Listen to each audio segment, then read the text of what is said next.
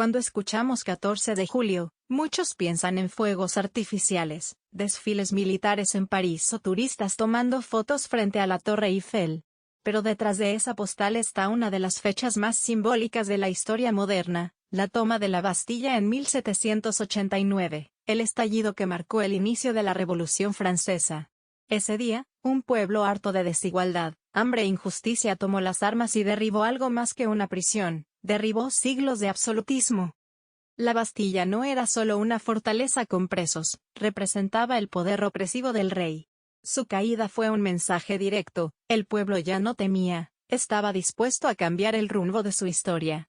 Francia, hasta entonces dominada por una monarquía que concentraba todo el poder, empezó a transformarse en un país que gritaba libertad, igualdad, fraternidad, una consigna que ha resonado por más de 2 siglos en todo el mundo. Y aunque la Revolución Francesa estuvo llena de contradicciones, con momentos de violencia extrema, como el reinado del terror, no se puede negar que redefinió el concepto de ciudadanía y derechos humanos. Antes de 1789, pocos hablaban del derecho a la educación, del sufragio universal o de que la ley debía aplicarse por igual a todos. Fue esta revolución la que puso sobre la mesa ideas que hoy damos por sentadas. Además, lo que pasó en Francia no se quedó en Francia. Inspiró movimientos en América Latina, en Haití, en Italia, y fue el antecedente de muchas otras luchas por libertad. De hecho, en México, pensadores como Hidalgo, Morelos o los insurgentes del siglo XIX leyeron con atención los textos y las ideas que salieron de esa revolución. Hoy, el 14 de julio no solo se celebra con orgullo en Francia como su fiesta nacional. También es una oportunidad para recordar que el cambio social no viene solo de las élites, sino de la fuerza colectiva, del pueblo que se organiza, cuestiona y actúa. Porque la Revolución Francesa no fue un accidente, fue la respuesta a una estructura de poder que se negó a escuchar por demasiado tiempo. Para entender por qué el pueblo francés llegó al punto de tomar la Bastilla, hay que mirar más allá del símbolo. A finales del siglo XVIII, Francia era una olla de presión a punto de estallar. La crisis económica era brutal. Tras años de guerras, incluida la ayuda financiera a la independencia de Estados Unidos, el país estaba endeudado hasta el cuello. Mientras tanto, los nobles y el clero seguían viviendo con lujos y privilegios, sin pagar impuestos. La sociedad estaba dividida en 3 estamentos: el clero, la nobleza y el llamado tercer estado, es decir, campesinos, artesanos, comerciantes, obreros, profesionales, todos los que no eran ni ricos ni influyentes. Este último grupo representaba más del 95% de la población, pero no tenía ni voz ni voto en las decisiones del Estado. Imagínalo, trabajar, pagar impuestos altísimos, pasar hambre. Y encima no tener derecho a decidir absolutamente nada. En 1788, una mala cosecha disparó los precios del pan, el alimento básico de millones de personas. El hambre se volvió insostenible. En las ciudades, había desempleo. En el campo, desesperación. Y en todas partes, un sentimiento creciente de injusticia. A esto se sumaba el hartazgo por los abusos de la monarquía. Luis XVI, aunque no era un tirano como tal, se mostraba incapaz de reformar el sistema. Y María Antonieta, su esposa, se convirtió en el blanco perfecto del odio popular por su vida extravagante y sus frases infames, como la supuesta "si no tienen pan, que coman pastel". Pero lo más importante no fue solo la miseria, sino que las ideas ya estaban circulando. Desde hacía décadas, filósofos como Voltaire, Rousseau y Montesquieu hablaban de igualdad, de soberanía del pueblo, de derechos universales. Esas ideas alimentaron la imaginación política de la gente. Ya no bastaba con quejarse, ahora sabían que otra realidad era posible. Cuando Luis XVI convocó a los Estados Generales en 1789, una especie de asamblea representativa, para buscar una salida a la crisis, el tercer estado aprovechó para romper las reglas. Juraron no disolverse hasta crear una constitución. Fue la chispa que encendió la mecha. Ya no había marcha atrás. Tras la caída de la Bastilla, la revolución no se detuvo. De hecho, ese fue solo el primer paso de un camino lleno de giros, avances, retrocesos y tensiones. El pueblo francés no solo quería tumbar una prisión, quería redefinir por completo el sistema político y social. Así que lo primero que se hizo fue redactar uno de los documentos más influyentes de la historia moderna, la Declaración de los Derechos del Hombre y del Ciudadano, aprobada en agosto de 1789. Este texto fue una bomba ideológica. Por primera vez, se proclamaba que todos los hombres nacen libres e iguales en derechos, que la soberanía reside en el pueblo, y que el objetivo de cualquier gobierno es garantizar la libertad, la propiedad y la seguridad de los ciudadanos. Puede parecer algo común hoy, pero en ese momento era revolucionario. Fue la base de todas las constituciones modernas que vinieron después, incluidas muchas en América Latina. En paralelo, la monarquía comenzó a tambalearse. Luis XVI fue obligado a trasladarse a París, bajo vigilancia. La Asamblea Nacional, creada por los representantes del Tercer Estado, fue avanzando hacia una monarquía constitucional. Pero nada era simple. Dentro del movimiento revolucionario había varias posturas, desde los moderados que querían reformar sin destruir todo, hasta los radicales que exigían la abolición total de la monarquía y el establecimiento de una república. En 1791, Francia estrenó su primera constitución. Parecía que las cosas se estabilizaban, pero la situación económica seguía mal y la presión popular aumentaba. En 1792, tras la invasión de potencias extranjeras que buscaban restaurar al rey, estalló la crisis final, la república fue proclamada, y al año siguiente, Luis XVI fue ejecutado en la guillotina. Poco después, también María Antonieta. Ahí comenzó uno de los periodos más intensos y polémicos, el reinado del terror. Robespierre y los jacobinos tomaron el control, promoviendo juicios y ejecuciones masivas de todos los considerados enemigos de la revolución.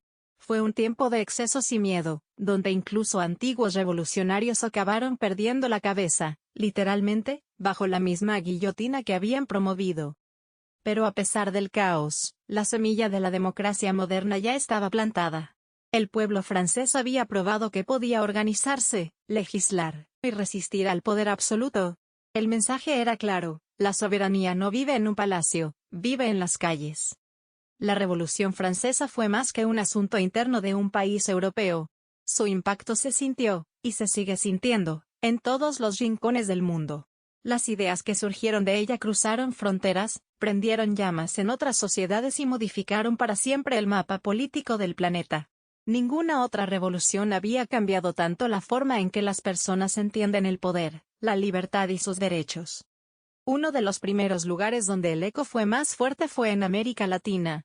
A principios del siglo XIX, los criollos, es decir, los descendientes de europeos nacidos en el continente, comenzaron a cuestionar el dominio colonial.